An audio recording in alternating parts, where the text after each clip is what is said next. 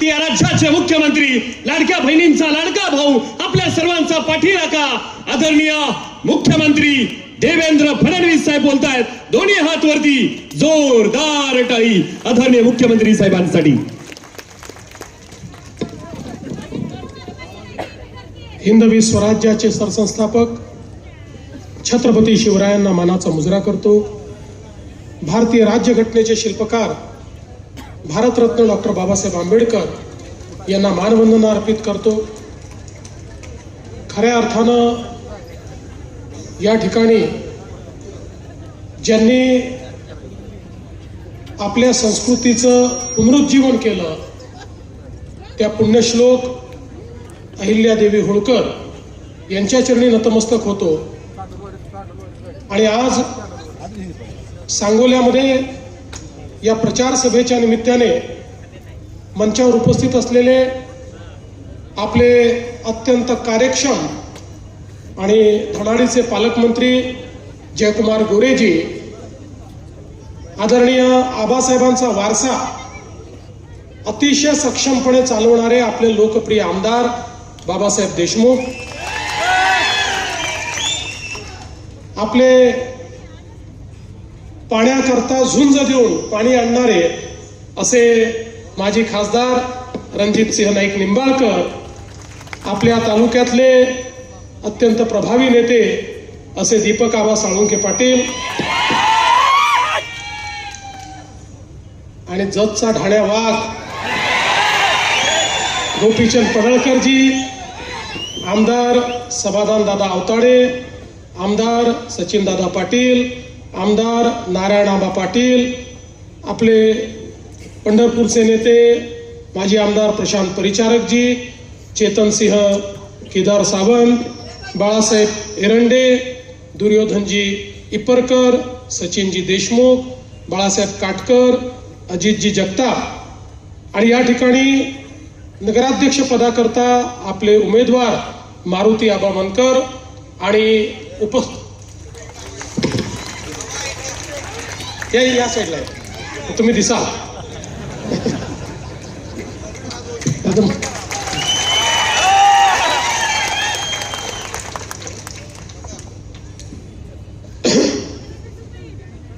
सर्वप्रथम मी आज या ठिकाणी ज्यांनी 54 वर्ष महाराष्ट्राच्या विधानमंडळामध्ये शेतकऱ्यांचा आणि कामगारांचा आवाज बुलंद केला ते आमचे गणपतराव आबासाहेब देशमुख यांना विनम्र आदरांजली अर्पित करतो.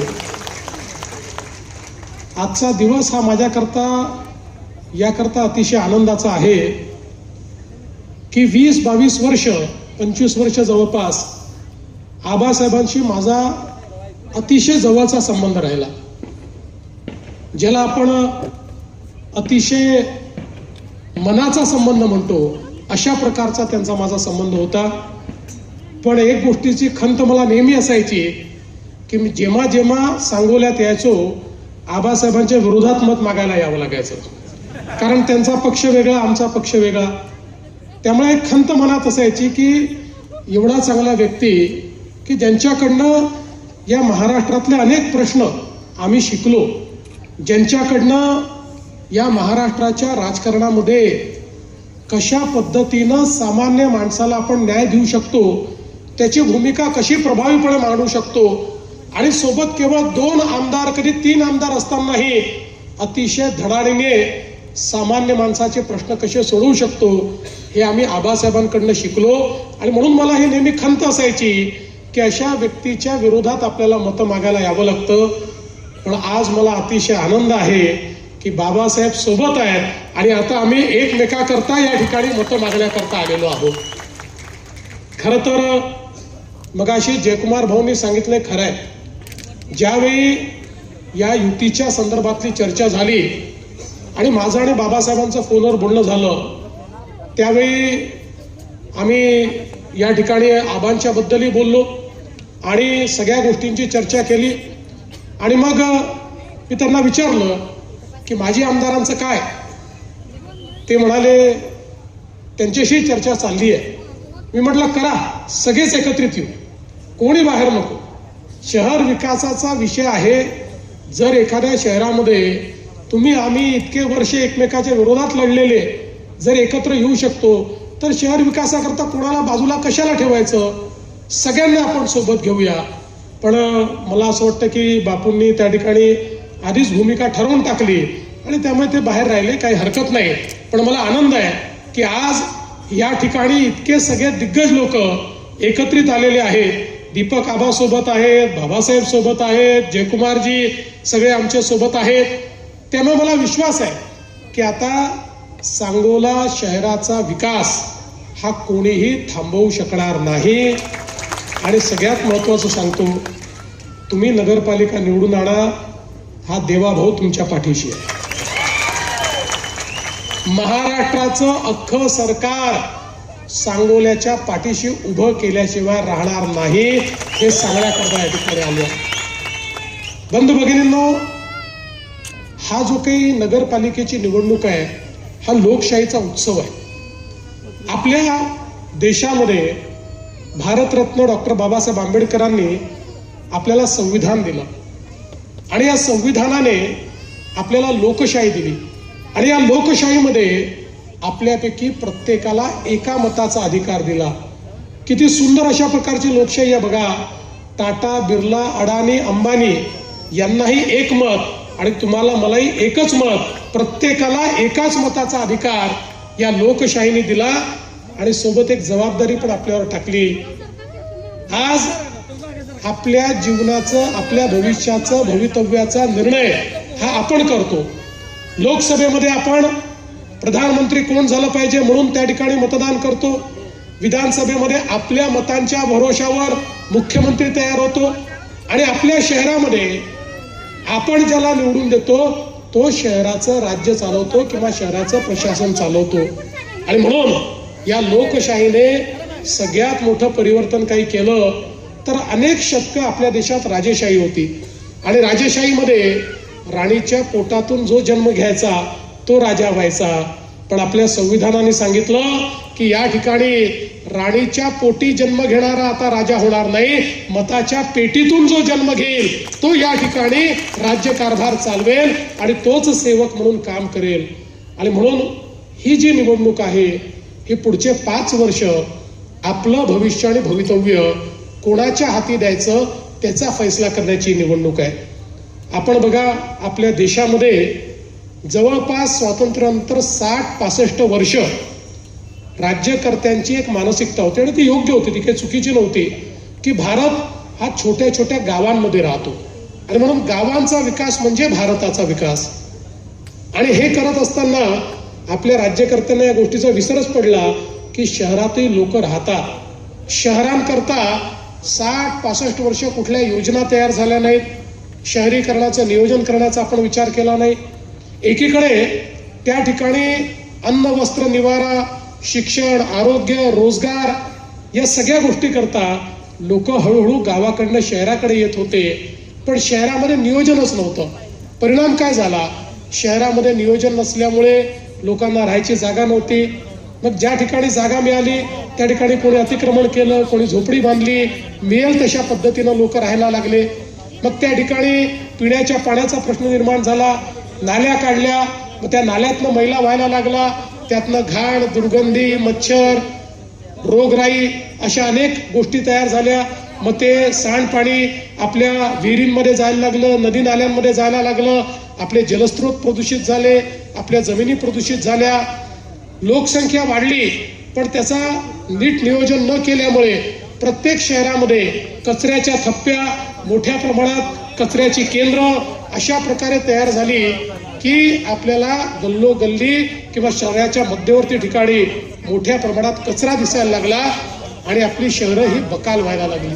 आणि म्हणूनच 2014 साली ज्यावेळेस देशामध्ये मोदीजी प्रधानमंत्री झाले त्यावेळी पहिल्यांदा मोदीजींनी सांगितलं की गावाचा विकास तर महत्वाचा आहेच, पण सोबत शहरांचाही विकास आपल्याला करावा लागेल.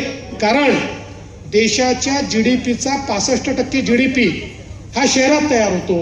शिक्षण, आरोग्य आणि रोजगाराची संधी ही आपल्याला शहरामध्ये त्या ठिकाणी प्राप्त होते. आणि म्हणून आपल्याला शहरांचा विकास करून शहरामध्ये राहणारे गरीब आहेत, शहरामध्ये राहणारे मध्यमवर्गीय आहेत, यांचं जीवनमान कसं उंचवता येईल याकरता प्रयत्न केला पाहिजे. आणि देशाच्या इतिहासामध्ये पहिल्यांदा केंद्र सरकारने शहराकरता योजना तयार केल्या. स्मार्ट सिटीची योजना, अमृत शहरांची योजना, स्वच्छ भारत शहरी योजना, प्रधानमंत्री आवास शहरी योजना, अशा अनेक योजना, लाखो कोटी रुपये पहिल्यांदा देशाच्या मध्यवर्ती सरकारने, केंद्र सरकारने त्या ठिकाणी आपल्या बजेटमध्ये ठेवले आणि वेगवेगळ्या राज्यांना ते पैसे देणं सुरू केलं. आपल्या महाराष्ट्रालाही 50,000 कोटी रुपये या वेगवेगळ्या योजनांमधनं आपली शहरं चांगली करण्याकरता मिळाली. आपण विचार करा, महाराष्ट्राचा जर आपण विचार केला तर महाराष्ट्रातील 6.5 कोटी लोक हे 40,000 गावांमध्ये राहतात आणि तेवढेच 6.5 कोटी लोक आपल्या सांगोल्यासारख्या 400 शहरांमध्ये राहतात. म्हणजे अर्धे लोक 40,000 गावांमध्ये आणि अर्धे लोक 400 शहरांमध्ये.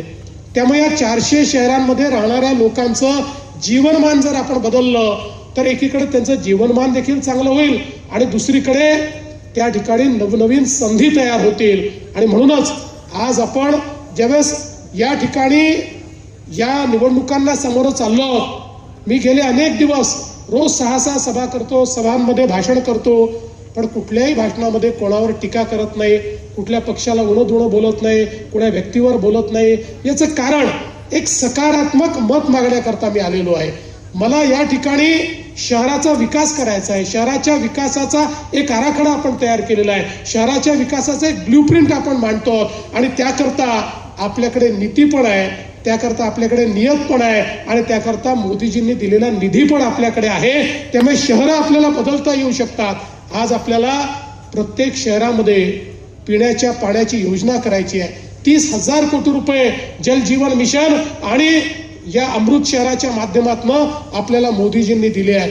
प्रत्येक शहरामध्ये, प्रत्येक घरामध्ये नळ उघडल्यानंतर 365 दिवस त्या ठिकाणी स्वच्छ पिण्याचं पाणी आलं पाहिजे, ही आपली अपेक्षा आहे. आणि त्याकरता आपल्याकडे मोठ्या प्रमाणात हा सगळा निधी जो आहे तो उपलब्ध आहे आणि म्हणून त्या संदर्भातही अनेक योजना आता आपण सुरू केलेल्या आहेत. एवढंच नाही तर आज आपण पाहतो मोदीजींनी आपल्याला प्रधानमंत्री आवास योजनेच्या माध्यमातून मोठ्या प्रमाणात घरांकरता निधी दिला. 2.5 लाख रुपये हे आपल्याला ज्यांच्याकडे कच्चं घर आहे, ज्यांच्याकडे झोपडी आहे, ज्यांच्याकडे घर नाही आहे, अशा लोकांना देण्याकरता उपलब्ध करून दिले. पण नंतर आमच्या लक्षात आलं की त्याचा पाहिजे त्या प्रमाणात आपण उपयोग करू शकत नाही, कारण लोकांकडे त्यांच्या जमिनीची मालकी नाही, लोक अतिक्रमण करून बसलेले आहेत आणि योजनेमध्ये तुम्हाला मालकी हक्काचा पट्टा मागितला जातो आणि तो पट्टा नसेल तर तुम्हाला त्या ठिकाणी पैसे मिळत नाही. 2 महिन्यापूर्वी आपण निर्णय केला, राज्य सरकारने एक नवीन शासन निर्णय काढून सर्व आपल्या नगरपालिकांच्या, नगर परिषदांच्या, नगरपंचायतीच्या क्षेत्रामध्ये जेवढे लोक अतिक्रमण करून राहत आहेत त्या सगळ्यांचं अतिक्रमण नियमित करायचं आणि त्यांना मालकी हक्काचा पट्टा द्यायचा आणि ज्याला पट्टा दिला त्याला 2.5 लाख रुपये घर बांधायला द्यायचे. अशा प्रकारचा निर्णय आपण केलेला आहे आणि त्याकरता माननीय मोदीजींनी आपल्याला निधी उपलब्ध करून दिला आहे. आज आपण पाहतो शहरांमध्ये मोठ्या प्रमाणात नाल्यांची समस्या आहे, भुयारी गटाराच्या योजना नाही आहेत. भुयारी गटार नसल्यामुळे हे सगळं सांडपाणी, घाणपाणी आपलं आरोग्य खराब करताय. काही ठिकाणी भुयारी गटाराच्या योजना झाल्या तरी त्या पूर्ण शहर कव्हर करत नाही आणि म्हणून आता संपूर्ण शहर कव्हर करणाऱ्या भुयारी गटाराच्या योजना, की ज्या योजनातनं जे काही सांडपाणी आपण नेतो ते सांडपाणी आपण असं सोडून द्यायचं नाही, तर STPच्या माध्यमातून त्याच्यावर ट्रीटमेंट करून त्यातला जो मैला आहे तो बाजूला काढायचा, त्यातनं खत तयार करायचं आणि उरलेलं पाणी आपण सोडायचं, जेणेकरून ते नाल्यातनं, नदीतनं कुठूनही गेलं तरी आपल्या जमिनीला ते खराब करणार नाही, आपल्या जमिनी देखील चांगल्या राहतील, आपले जलस्रोत देखील प्रदूषित होणार नाही. अशा पद्धतीनं आपण काम सुरू केलेलं आहे. आणि त्यासोबत आता आपण मोठ्या प्रमाणात घनकचऱ्याच्या व्यवस्थापनाचं काम सुरू केलं आहे. सांगोल्यातली एक प्रमुख समस्या ही देखील आहे, शहराच्या मध्यवर्ती ठिकाणी कचऱ्याचा डेपो तयार झालेला आहे, त्यामुळे तो डेपो आपल्याला हलवायचा आहे. आपण काळजी करू नका, स्वच्छ भारत योजनेच्या अंतर्गत आपल्याकडे भरपूर निधी आहे. केवळ आपल्याला ती कचरा कुंडी तो डेपोज बाहेर न्यायचा नाही, तर त्याच्यासोबत सगळा कचरा जमा करून त्या कचऱ्यावर आपल्याला योग्य प्रक्रिया करायची आहे. आता कचरा जमा करणं हे इतिहास जमा झालेला आहे. आता महाराष्ट्रातल्या किमान 400 पैकी 300 शहरांमध्ये आम्ही कचऱ्यावर वेगवेगळ्या प्रकारची प्रक्रिया सुरू केलेली आहे. आता कचरा ही आपली लायबिलिटी राहिलेली नाही. आमचे गडकरी साहेब नेहमी म्हणतात nothing is waste, everything is wealth. हा कचरा वेस्ट राहिलेला नाही. आता या कचऱ्यावरही आपण प्रक्रिया करतोय. छोट्या नगरपालिकांमध्ये कचऱ्यापासून आपण पेलेट्स तयार करतोय. कोळशासारखे पेलेट्स होतात, कोळशाच्या ऐवजी ते पेलेट्स वापरता येतात. त्या ठिकाणी खतांची निर्मिती करतो, खताचा ब्रँड तयार केलाय. आता नगरपालिकाच्या कचऱ्यापासून तयार होणाऱ्या खताचा आपण एक ब्रँड तयार केलेला आहे. आणि जिथे जास्त कचरा आहे त्या ठिकाणी तर आता आपण अनेक शहरांमध्ये कचऱ्यापासून विद्युत निर्मिती सुरू केलेली आहे. आता पिंपरी चिंचवडची झाली, पुण्याची झाली, ठाण्याची झाली, अनेक ठिकाणी आपण ते केलेलं आहे, नागपूरची झाली. आणि अनेक ठिकाणी कचऱ्यापासून गॅसची निर्मिती करतोय. जो गॅस CNG सारखा आपल्या वाहनामध्ये भरता येतो आणि आपली वाहनं त्याच्यावर चालवता येतात. त्यामुळे या सगळ्या योजनांकरता आपल्याला केंद्र सरकारने निधी दिलेला आहे. आपली शहरं स्वच्छ करायची आहेत. त्यामुळे या ठिकाणी मी आपल्याला निश्चितपणे सांगतो की आपल्या या नगरपालिकेला या कचऱ्याच्या स्थानांतरणाकरता आणि योग्य व्यवस्था उभी करण्याकरता देखील मोठ्या प्रमाणात जी काही मदत आहे ती आपल्या सरकारच्या माध्यमातून या ठिकाणी आपण देऊ. आज आपल्याला माहिती आहे की अनेक गोष्टी आपल्याला करायच्या आहेत. या सांगोला शहराला आमच्या बाबासाहेबांनी सांगितलं धूळमुक्त करा. आपण काळजी करू नका. आपल्याला धूळमुक्त करण्याकरता चांगले रस्ते, कॉन्क्रीटचे रस्ते आज आपण मोठ्या प्रमाणात नगरपालिकेच्या क्षेत्रांमध्ये करतो आहोत आणि ते काम देखील आपण करू. आणि आपली जी अमृत योजना आहे या योजनेतनं आपल्याला उद्यानं तयार करता येतात, यातनं मैदानं आपल्याला तयार करता येतात, यातनं तलावाचं संवर्धन आपल्याला करता येतं, हरित पट्टे यातनं तयार करता येतात.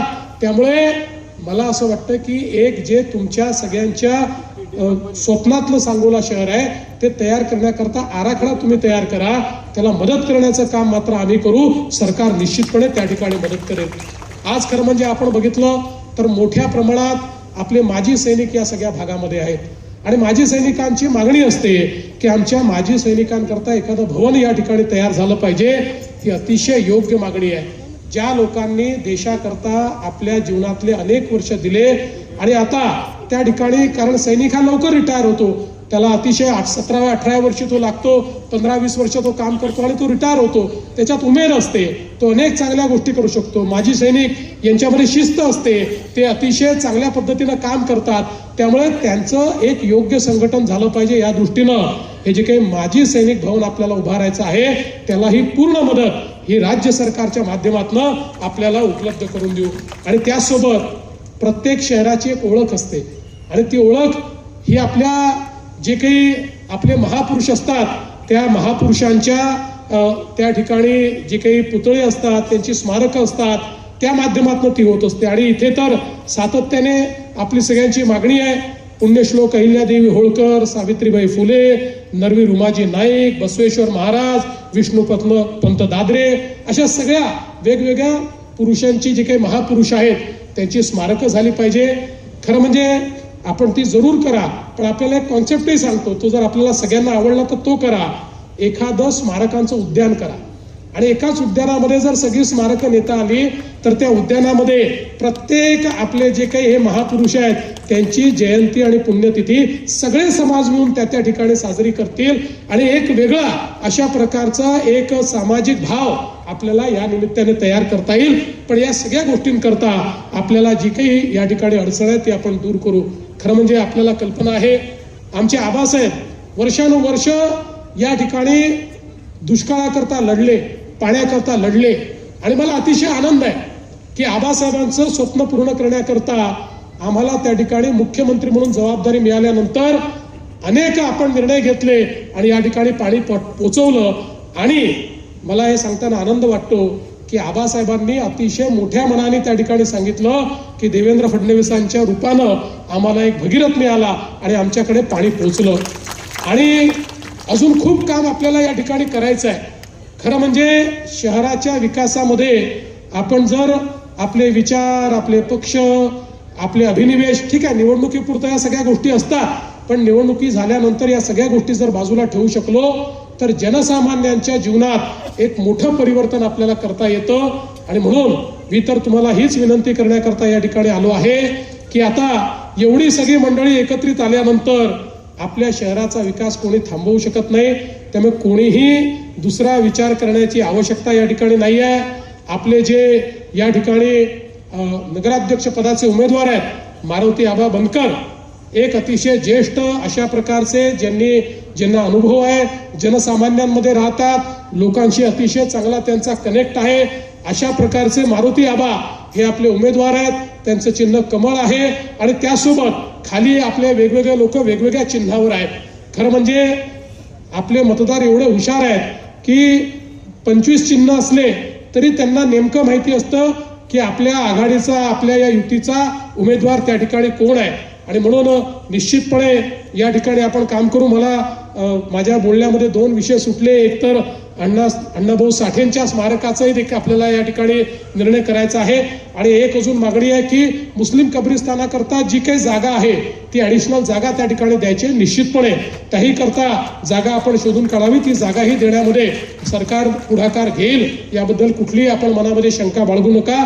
मी आज एवढंच आपल्याला विनंती करतो की मारुती आबांचं चिन्ह कमळ आहे आणि खाली जे वेगवेगळे आपले चिन्ह आहेत ते चिन्ह आपण त्याची बटन दाबून ही जी काही आपली नगरपालिका आहे ती आपल्या सगळ्या या नेत्यांच्या हाती तुम्ही द्या. मी तुम्हाला एवढंच सांगतो, 2 तारखेला आमची काळजी तुम्ही घ्या, त्यानंतर 5 वर्ष तुमची काळजी आम्ही घेतल्याशिवाय राहणार नाही हा विश्वास तुम्हाला देतो आणि माझं बोलणं संपवतो. धन्यवाद. जय हिंद, जय महाराष्ट्र.